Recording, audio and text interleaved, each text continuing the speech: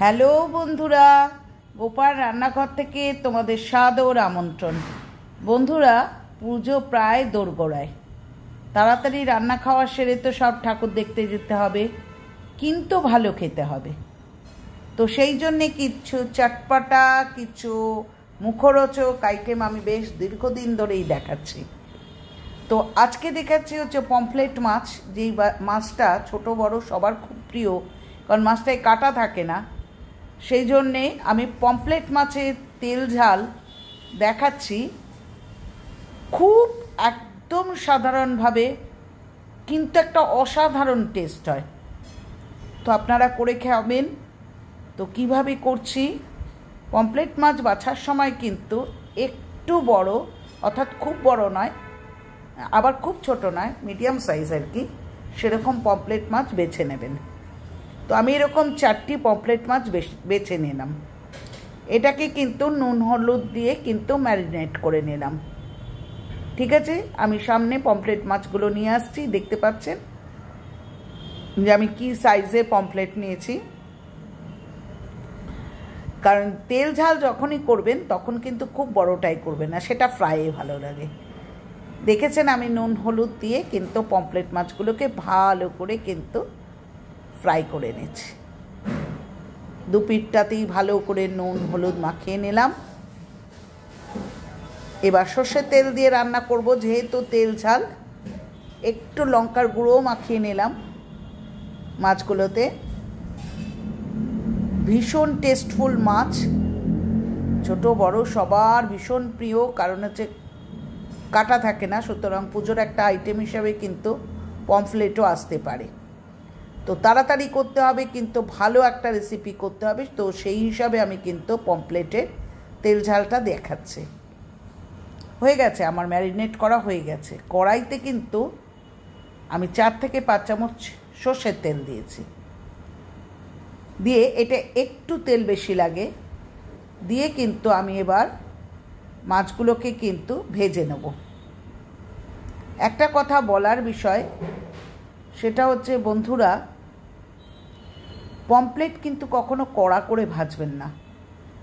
সেটা ফ্রাই খান সেক্ষেত্রে আলাদা, কিন্তু যখন আপনি ঝাল টাল করবেন তখন কিন্তু পমফ্লেট বেশি কড়া করে ভাজবেন না। এপিট ওপিট মিডিয়ামভাবে, অর্থাৎ কাঁচা রেখেও নয়, কিন্তু মিডিয়ামে আপনি ভেজে নেবেন। তো সাইডটা চেঞ্জ করে করে আমি ভালো করে ভেজে নিলাম। এবার সাদা জিরে ফোড়ন দিলাম অবশিষ্ট তেলের মধ্যে, মাছটাকে তুলে রেখে এবার বেশ 2 থেকে 2.5টে পেঁয়াজ কুচিয়ে দেব। এখানে কিন্তু কোনো পেঁয়াজ বাটা দেব না বা পেঁয়াজ ঘষে দেব না, পেঁয়াজটাকে কুচিয়ে দেব। খুব ভালো করে পেঁয়াজটাকে ভাজতে শুরু করলাম। যতক্ষণ পর্যন্ত না পেঁয়াজটা লাল লাল করে ভাজা হচ্ছে ততক্ষণ পর্যন্ত কিন্তু ছাড়বেন না। আদা রসুনের পেস্ট দিলাম, তার কারণ হচ্ছে এটা কিন্তু একটু রিচ ঝালি ভালো লাগে। এরপর দেব হচ্ছে নুন,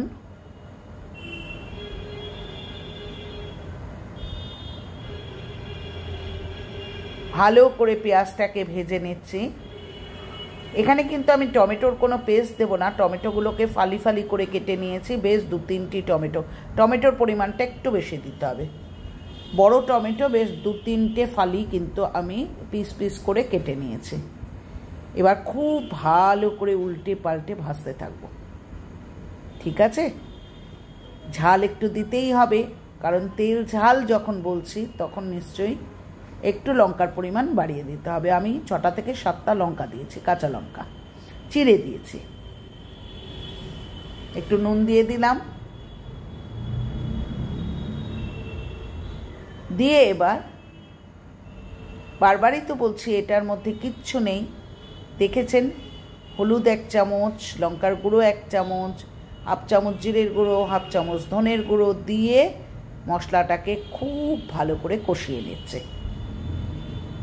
না, এখানে ঝোল দেব না, তার কারণ হচ্ছে এটা যেহেতু তেল ঝাল, তো সেখানে আমি ঝোলটা কিন্তু গপ গপ করে ঢেলে দেবো না। অল্প সামান্য গরম জল দিয়েছি, দেখতেই পাচ্ছেন ঝোলের পরিমাণ একদম নেই প্রায়। মিডিয়াম ফ্লেম করে দিন, ঝোলটাকে একটু কষিয়ে নিয়ে, একেবারেই প্রায় ঝোল দিইনি, দেখতেই পাচ্ছেন পমফ্লেটগুলোকে কিন্তু একটা একটা করে কিন্তু ওই ঝোলের মধ্যেই কিন্তু সাজিয়ে দেবেন। তাপটা কিন্তু অবশ্যই মিডিয়াম ফ্লেমে রাখবেন, কারণ হচ্ছে এই সময় হাই হিটে রাখলে কিন্তু ঝোলটা একদম শুকিয়ে যাবে।